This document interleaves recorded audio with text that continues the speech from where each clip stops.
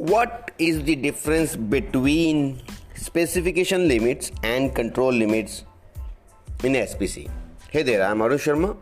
I'm founder of Submastery. Submastery is helping working professionals in getting ahead in life and career through our online courses, certification and membership.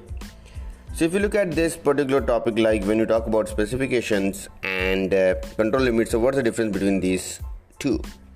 So if you look at like specification, when you say a specification, which is basically like upper specification limit and then lower specification limit.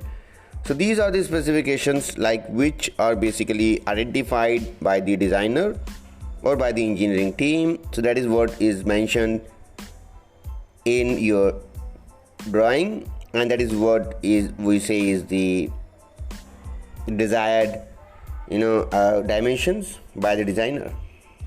So this is what we can also say that as a voice of customer.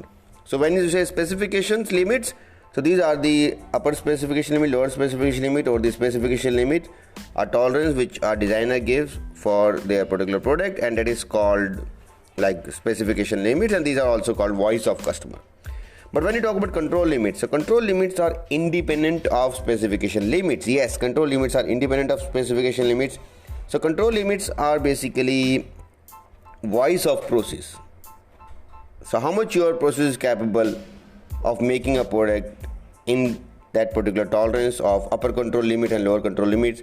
So if you see that in the X bar chart that there is a like formula for calculation of control limits, like X double bar plus A2R bar and X double bar plus X double bar plus A2R bar, X double bar minus A2R bar, when you calculate this upper control limits and lower control limits. So if you see that in the control limit calculation, in the upper control limits and the lower control limits, in the control limit calculation, there is no involvement of specification limit. Yes. So specification limits and control limits are both independent. Of course, when you calculate this process capability CPK, then we definitely use specification limit. But these two are independent terms. So let me sum this again. Specification limits are the voice of customer, which is given by the customer, defined by the engineering or design. These are voice of customer.